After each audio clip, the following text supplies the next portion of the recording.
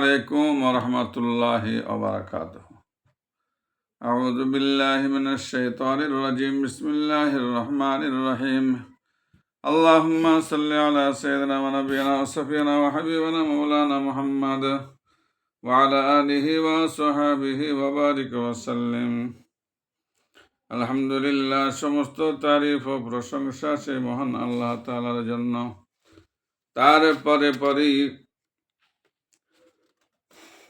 আল্লাহ তাআলা যে নবীজির ওসিলায় আমাদেরকে বিশ্বজগতে পাঠিয়েছেন, সে নবীজির ওপরে শত কোটি দরুদ ও সালাম বর্ষিত হোক। সকলে বলেন যে আল্লাহুম্মা আমিন।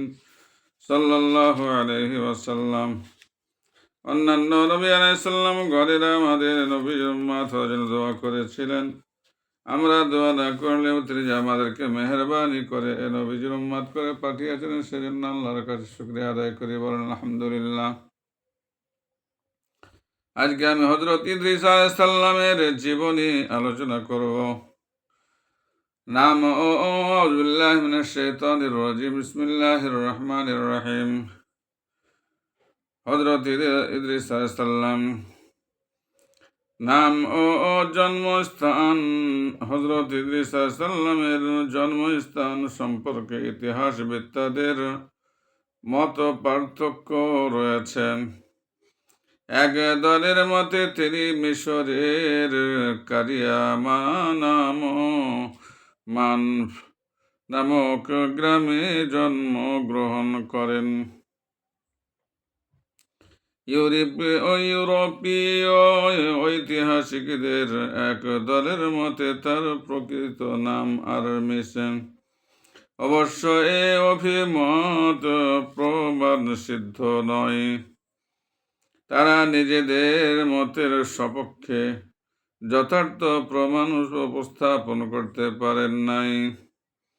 আর এক দলের মতে গ্রিক ভাষায় তার নাম তারমিস, ইব্রানি ভাষায় খোলুখ এবং আরবি ভাষায় আখলুখ। তিনি পড়ালেখায় খুব বেশি ব্যপ্ত থাকতেন বলে তাকে ইদ্রিস নামে অভিহিত করা হয়েছে। কেননা ইদ্রিস শব্দের মূল ধাতু রূপ হচ্ছে দারসুন, যা পড়ালেখার অর্থ বহন করেন। কুরআন শরীফেও তাকে ইদ্রিস নামে উল্লেখ করা হয়েছে। শেষোক্ত দলের মতানুসারে হযরত ইদ্রিস আলাইহিস সালাম এর শিক্ষকের নাম গাওসাম। ইনি মিশরের অধিবাসী ঐতিহাসিকগণ এর সম্পর্কে অধিক কিছু না বললেও এ কথা দৃঢ়তার সাথে বলেন যে তিনি মিশর দেশে প্রেরিত নবীগণের একজন। তারা গাওসা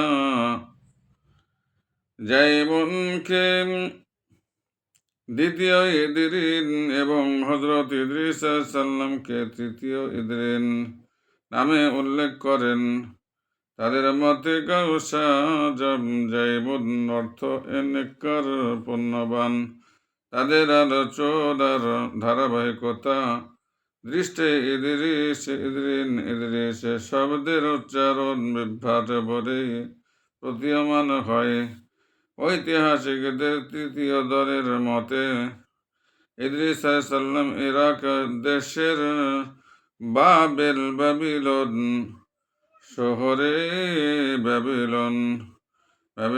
শহরে জন্মগ্রহণ করেন। এটি দজরা ও ফরাত নদীর তীরে অবস্থিত প্রাচীন ইরাকের একটি শহর। এখানেই তিনি প্রতিপালিত হন এবং হযরত শীস আলাইহিস সালাম এর নিকট থেকে শিক্ষা দীক্ষা গ্রহণ করেন। প্রখ্যাত ঐতিহাসিক আল্লামা শাহরিস্তানির মতে ইউরোপীয় ঐতিহাসিকদের একদল কর্তৃক উল্লেখিত গাওসা জাইমুন এবং হযরত শীস আলাইহিস সালাম একই ব্যক্তি। আবির্ভাব কাল হযরত ইদ্রিস আলাইহিস সালাম এর আবির্ভাব হযরত নূহ আলাইহিস সালাম এর আগে না পরে এ সম্পর্কে ঐতিহাসিকদের যথেষ্ট মতপার্থক্য রয়েছে। উভয় দলের আলোচনা দৃষ্টে নিশ্চিত কোনো সিদ্ধান্তে উপনীত হওয়া নিতান্তই কঠিন। তাদের এক দলের মতে বনি ইসরাইল বংশীয় নবী ইলিয়াস ও ইদ্রিস আলাইহিস সালাম একই ব্যক্তি। ইদ্রিস নাম আর ইলিয়াস উপাধি। আর এক দলের অভিমত হচ্ছেন হযরত ইদ্রিস আলাইহিস সালাম হযরত নূহ আলাইহিস সালাম এর অর্ধতন পুরুষ। তার নাম আখনূখ এবং ইদ্রিস উপাধি। ইদ্রিস আলাইহিস সালাম এর বংশধারা হচ্ছে আখনূখ বিন ওয়াজুদ বিন মারাইল মারাইল বিন কিনান বিন আনোশ বিন শিশ বিন আদম। হযরত ইদ্রিস আলাইহিস সালাম এর অধস্তন বংশধারা হচ্ছে আখনূখ। ইদ্রিস আলাইহিস সালাম এর পুত্র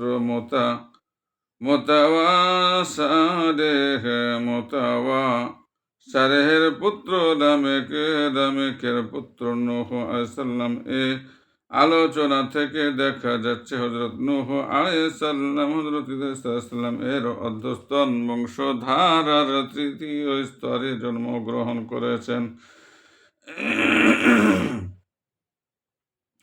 ইতিহাসবিদদের মতে হযরত ইদ্রিস আলাইহিস সালাম ও নূহ আলাইহিস সালাম এর আবির্ভাব কালের মাঝে প্রায় 450 বছরের ব্যবধান। প্রসিদ্ধ চরিত্রকার মুহাম্মদ ইবনে ইসহাক ও এর অনুরূপ অভিমতই পোষণ করেন। কেউ কেউ অবশ্য বনি ইসরাইলি নবী হযরত ইলিয়াস আলাইহিস সালাম এর উপাধি ইদ্রিস বলে একটা সমন্বয় সাধনের চেষ্টা করেছেন, কিন্তু সংখ্যাগরিষ্ঠ ইতিহাসবিদ আলেমী তাদের এই সমন্বয় প্রচেষ্টা প্রমাণহীন অতএব গ্রহণযোগ্য বলে মত প্রকাশ করেছেন। তাদের যুক্তি হচ্ছে পবিত্র কোরআন শরীফে বনি ইসরাইল বনি হযরত ইলিয়াস আলাইহিস সালাম ও ইদ্রিস আলাইহিস সালাম এর আলোচনা পৃথকভাবে করা হয়েছে। সুতরাং এটা স্পষ্ট যে দুই জনই পৃথক ব্যক্তি এবং এটাই অধিক যুক্তিসঙ্গত প্রমাণ সিদ্ধান্ত।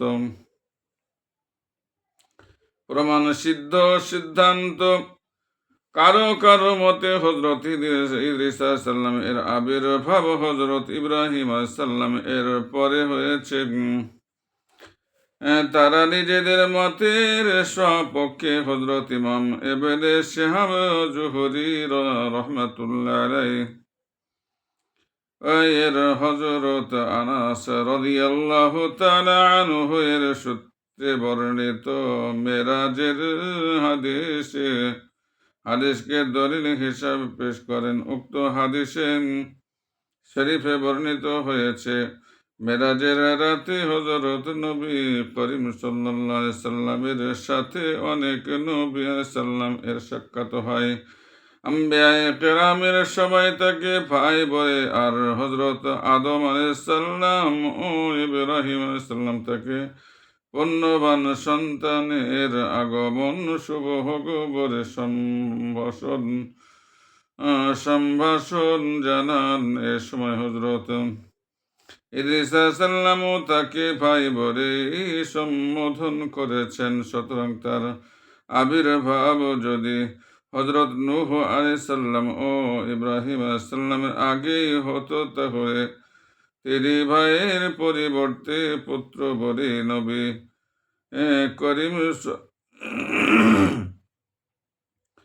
করিম সাল্লাল্লাহু আলাইহি সাল্লামকে সম্ভাষণ জানাতেন। তাফসীরকার ও ইতিহাসবিদ আল্লামা ইবনে কাসির মেরাজের রাত সম্পর্কে হাদিসে উল্লেখপূর্বক হজরত সাল্লাম এর আবির্ভাব হজরত ইব্রাহিম সাল্লাম এর পরে হয়েছে।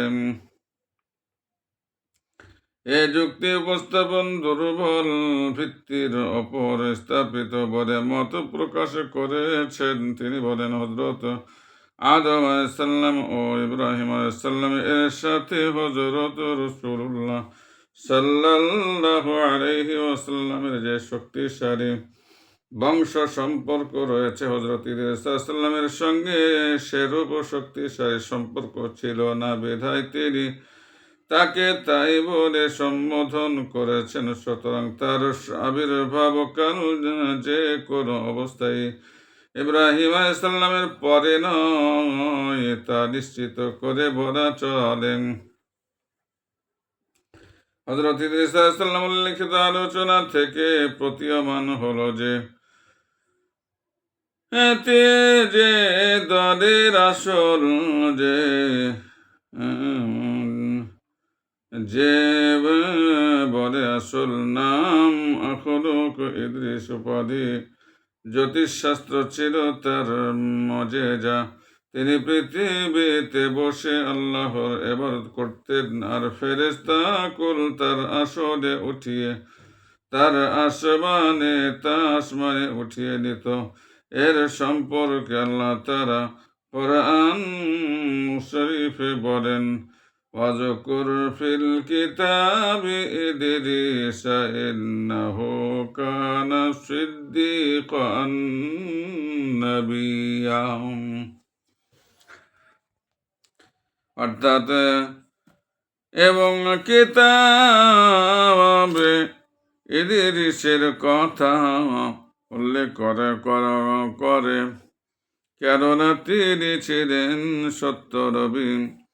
হযরত ইদ্রিস আলাইহিস সালাম জীবনভর দরজির কাজ করেছেন, সারাদিন কাপড় সেলাই করতেন এবং প্রতিটি নিঃশ্বাসে আল্লাহ তাআলার তাসবিহ পাঠ করতেন। কারো থেকেই তিনি সেলাই কারো কর্মের কোনো বিনিময় গ্রহণ করতেন না। একদিনের ঘটনা, তিনি কাজকর্ম থেকে অবসর হয়ে বসে আছেন, সন্ধ্যা হয়ে গেছে। সময় হযরত আজরাইল সাল্লাম মানুষের আকৃতি ধারণ করে মেহমান রূপে হযরত ইদ্রিস সাল্লামের দরজায় এসে পৌঁছেন। হযরত ইদ্রিস সাল্লাম একাধারে রোজা রাখতেন, কোনোদিনই তার রোজা বাদ যেত না। প্রতিদিন ইফতারের সময় তার জন্য জান্নাতি খাদ্য আসত। তিনি যতটুকু প্রয়োজন খেতেন, অবশিষ্ট অংশ জান্নাতে ফিরে যেত। একদিনও জান্নাত থেকে খাওয়া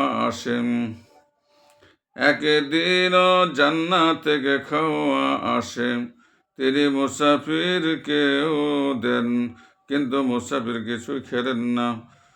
মুসাফির শুধু ইবাদতে রত থাকলেন। মুসাফিরের অবস্থা দর্শনে হযরত ইদ্রিস সাল্লাম বিস্মিত হন। কে এ ব্যক্তি রাতের আধার কেটে দিনের সূর্য আরো কিরণ বিস্তার করলে তিনি মুসাফির রূপী আজরাইল সাল্লামকে বললেন, ওহে মুসাফির, চলো তোমাকে নিয়ে মরুভূমিতে যাব এবং আল্লাহ তাআলার কুদরতের নিদর্শনাবলী অবলোকন করে মানসিক সন্তুষ্টি লাভ করব। তখন উভয়ে ঘর থেকে মাঠের দিকে বের হন। যেতে যেতে এক গম খেতে পৌঁছান। মুসাফির রূপী ফেরেশতা হযরত আজরাইল সাল্লাম বললেন, চলুন আমরা দুইজন এ খেতে থেকে গমের কিছু খোসা খেয়ে নিই। এ কথায় হযরত ইদ্রিস সাল্লাম বললেন, আজব কথা, গত রাতে আপনি হালাল খাওয়া খেলেন না, অথচ এখন হারাম খাওয়া খেতে চাচ্ছেন। অতঃপর দুইজনই এখান থেকে এক বাগানে গিয়ে উপনীত হন। সেখানে আঙ্গুর দেখতে পেয়ে হযরত আজরাইল সাল্লাম তা খাওয়ার ইচ্ছা প্রকাশ করে। হযরত ইদ্রিস আলাইহিস সালাম বললেন, অন্যের মালিকানাধীন বস্তুতে অন্যায় হস্তক্ষেপ হারাম। অতঃপর পথ চলতে চলতে একটি বকরি দেখতে পেয়ে হযরত আলাইহিস সালাম সেটি খেতে ইচ্ছা প্রকাশ করেন। এবারও ইদ্রিস আলাইহিস সালাম বলেন, এটি অন্যের বকরি, সুতরাং জবাই করে খাওয়া নিষিদ্ধ। এভাবে উভয়ে 3 দিন একত্রে অবস্থান করেন। ইদ্রিস আলাইহিস সালাম যখন অনুভব করলেন মুসাফির মানব বংশ সম্ভূত নয়, তখন তিনি মুসাফির রূপে আজরাইলকে জিজ্ঞাসা করলেন, আল্লাহর ওয়াস্তে বলুন তো আসলে আপনি কে? এ প্রশ্নের জবাবে তিনি বললেন, আমি আজরাইল। তখন ইদ্রিস আলাইহিস সালাম বললেন, হে ভ্রাত, সর্বজীবের প্রাণ আপনি হরণ করেন? তিনি বললেন, হ্যাঁ তাই। এবার হযরত ইদ্রিস আলাইহিস সালাম বললেন, সম্ভবত আপনি আমার জীবন হরণের জন্য এসেছেন। তিনি বললেন, না, আমি আপনার জীবন হরণের জন্য নয়, বরং আপনার সাথে কৌতুক করতে এসেছি। ইদ্রিস আলাইহিস সালাম বললেন, আজ 3 দিন আপনি আমার সাথে রয়েছেন। 3 দিনেও কি আপনি কারো জীবন হরণ করেছেন? তিনি বললেন, সর্বজীবের প্রাণ আমার হাতে, যেমন যেমন কারো ভয়ে হাতে রুটি ধরা থাকে, যার নির্ধারিত সময় এসে যায়, আল্লাহর হুকুমে হাত বাড়িয়ে তার জীবন হরণ করি। তিনি আরো বললেন, হে ভাই ইদ্রিস আলাইহিস সালাম, আমি আপনার সাথে ভ্রাতৃত্বের সম্পর্ক স্থাপন করতে চাই। ইদ্রিস আলাইহিস সালাম বলেন, আমি আপনার সাথে ভ্রাতৃত্বের সম্পর্ক তখনই স্থাপন করব যখন আপনি আমাকে একবার মৃত্যু যন্ত্রণার স্বাদ আস্বাদন করাবেন।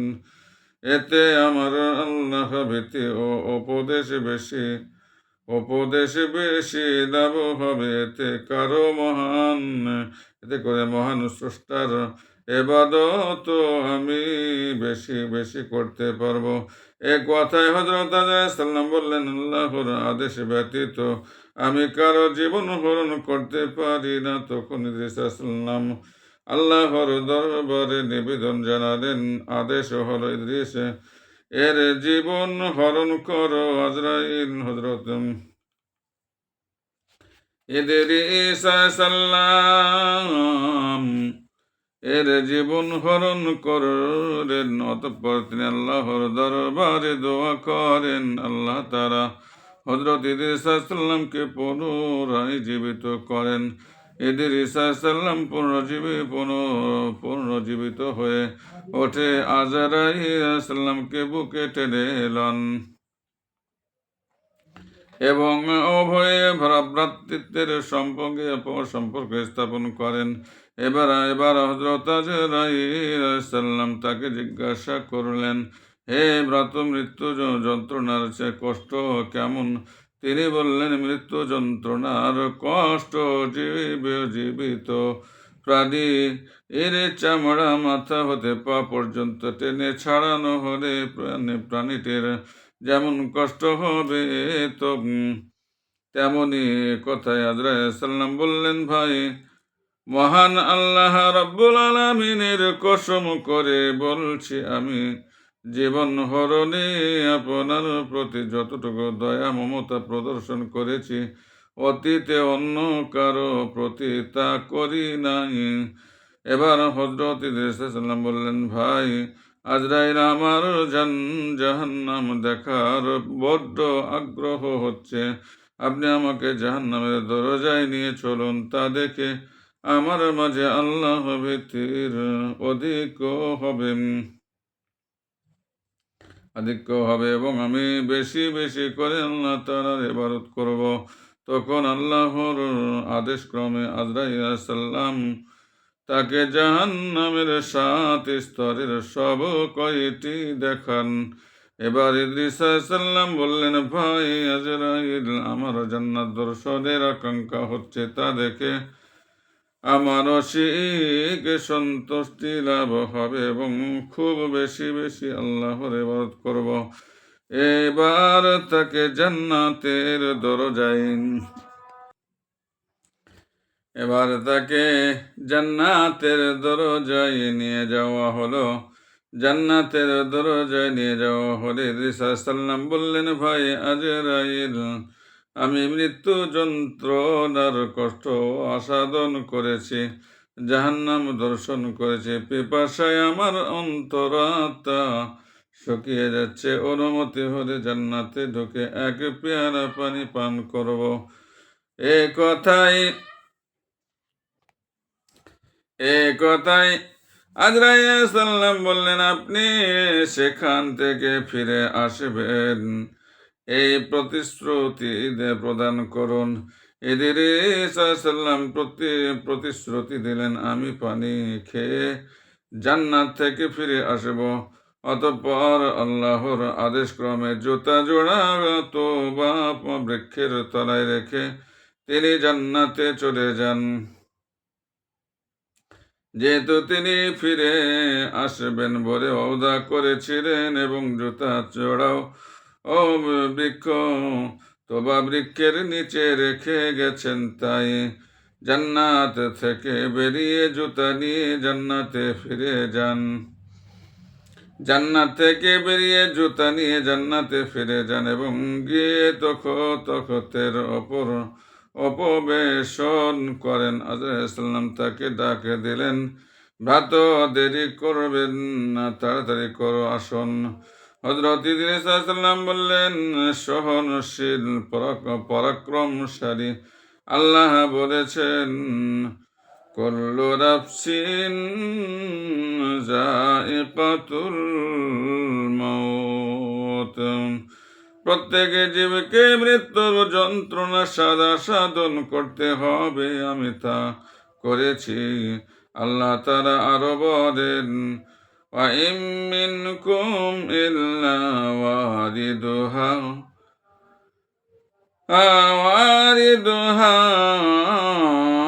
তোমাদের মাঝে এমন কেউ নেই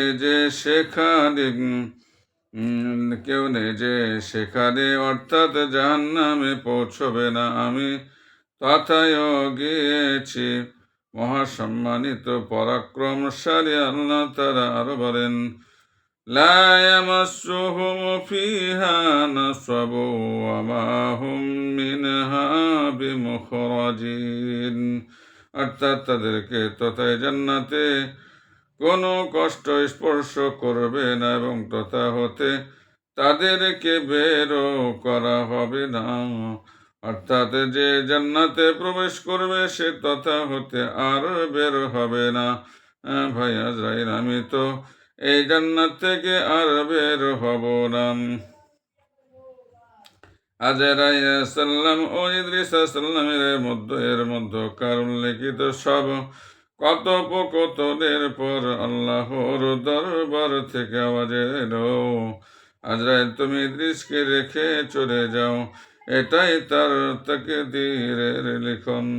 ইদ্রিস সাল্লাম মৃত্যু যন্ত্রণার আস্বাদন এবং জান্নাত জাহান্নাম দেখে সরে জান্নাতে অবস্থান নেন। এবার আজরাইল সাল্লাম বললেন, ইন্নাল জান্নাতা হারামুন আলাল আমবিয়াই হাত্তা ইয়াদখুলা খাতিমুল আম্বিয়া, অর্থাৎ খাতিমুল আম্বিয়া হযরত মুহাম্মদ সাল্লাল্লাহু আলাইহি ওয়াসাল্লাম জান্নাতে দাখিল না হওয়া পর্যন্ত অন্য সব আম্বিয়ায়ে কেরামের ওপর জান্নাত হারাম। আবার আওয়াজ এলো, আজরাইল, আমি জান্নাতের ব্যাপারে কার্পণ্য করি না, তবে সর্বপ্রথম মুহাম্মদ সাল্লাল্লাহু আলাইহি সাল্লাম এবং তার উম্মত জান্নাতে প্রবেশ করবেন।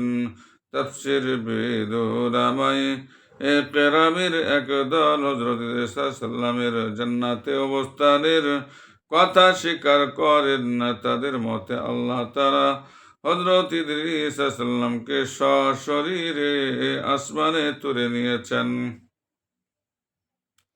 কোরআন শরীফের বাচন ভঙ্গি অর্থেরই দিক নির্দেশনা দেয়, কেননা আল্লাহ তাআলা কর্তৃক তাকে আসমানে তুলে দেওয়া তার অধিকতর উচ্চ মর্যাদার প্রমাণবাহী।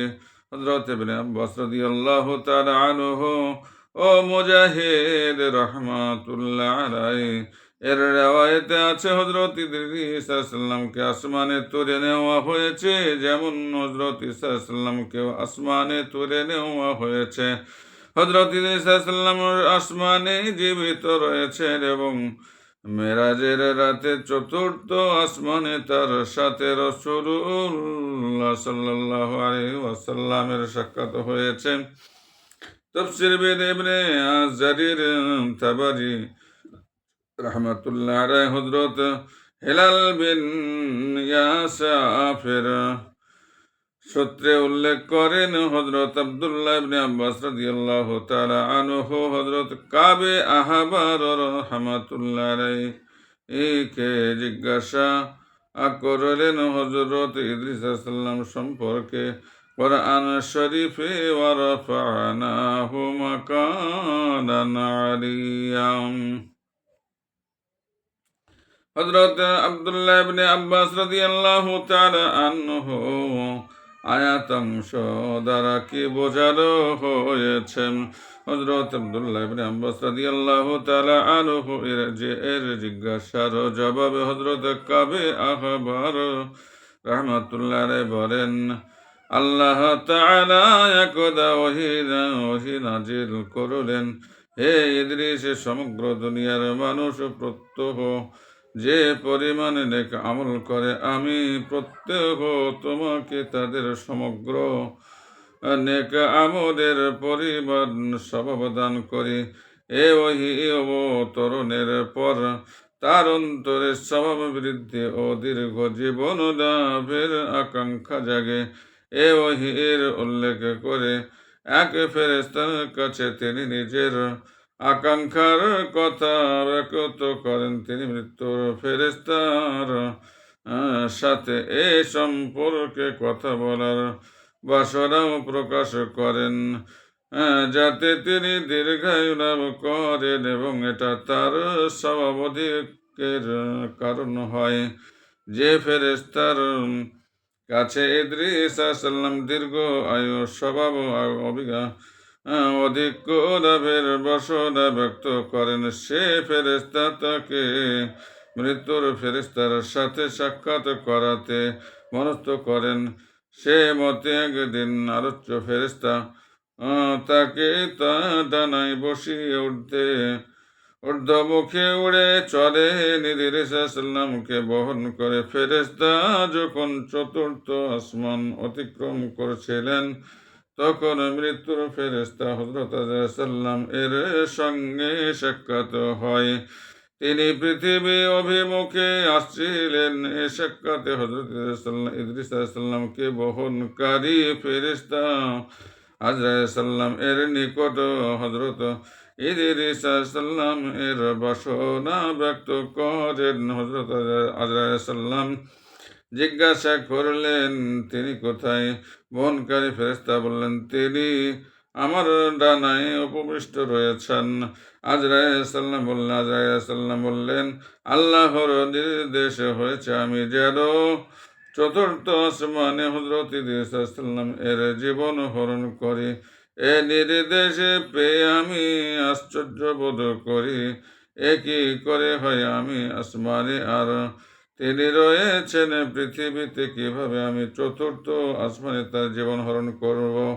এ কথা বলে আজরাইল সাল্লাম তার জীবন হরণ করেন। উল্লেখিত বর্ণনা থেকে স্পষ্ট প্রতীয়মান হয় যে হযরত ইদ্রিস আলাইহিস সালামকে আসমানে তুলে নেওয়া হয়েছে এবং তিনি সেখানে রয়েছেন।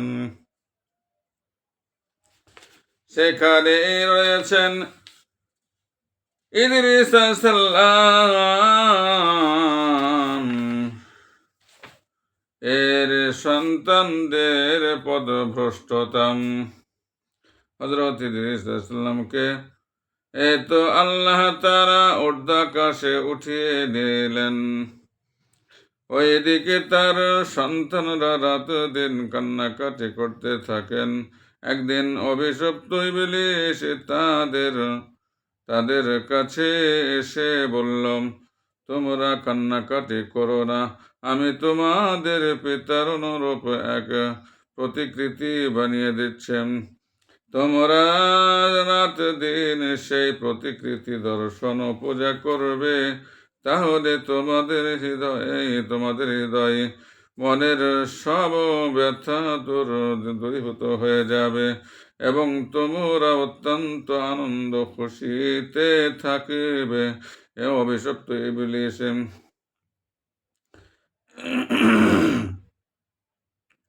হযরত ইদ্রিস আলাইহিস সালাম এর এমন নিখুঁত প্রতিকৃতি বানালো যে হযরত ইদ্রিস আলাইহিস সালাম ও ইবলীসের নির্মিত প্রতিকৃতির মধ্যে কোনো প্রকার পার্থক্য ছিল না। ইবলীসের নির্মিত প্রতিকৃতি কথা বলতে পারতো না। এই যা পার্থক্য। ইদ্রিস আলাইহিস সালাম এর সন্তানরা ইবলীস নির্মিত প্রতিকৃতির পূজা করতে শুরু করে, এমনকি ধীরে ধীরে মূর্তি পূজা সমগ্র জগতে ছড়িয়ে পড়ে। জগতের পূর্ব থেকে পশ্চিম প্রান্ত পর্যন্ত 400 বৎসর এ অবস্থায় বিরাজিত থাকেন। কোন মানুষই সৃষ্টিকর্তা পালনকর্তা আল্লাহ সম্পর্কে অবহিত ছিল না। দ্বীনি ইলম এবং দ্বীনি আলেমও তাদের মাঝে বিদ্যমান ছিল না। ইদ্রিস আলাইহিস সালামের পরে 400 বৎসর কাল পর্যন্ত সমগ্র জগতে একছত্র মূর্তি পূজা বিরাজিত ছিল। এরপর আল্লাহ তাআলা মানুষকে সরল সঠিক হেদায়েতের পথ প্রদর্শনের জন্য হযরত নূহ আলাইহিস সালামকে নবী করে পাঠান। পথ প্রদর্শনের জন্য হযরত নূহ আলাইহিস সালামকে নবী করে পাঠান। এখানে শেষ করলাম। আমাদের দোয়া করবেন, আমি আপনাদের জন্য দোয়া চাই। কালকে ইনশাআল্লাহ আল্লাহ হায়াতে বাঁচিয়ে রাখে নূহ আলাইহিস সালাম এর জীবনে আলোচনা করব। আসসালামু আলাইকুম ওয়া রাহমাতুল্লাহি ওয়া বারাকাতুহু।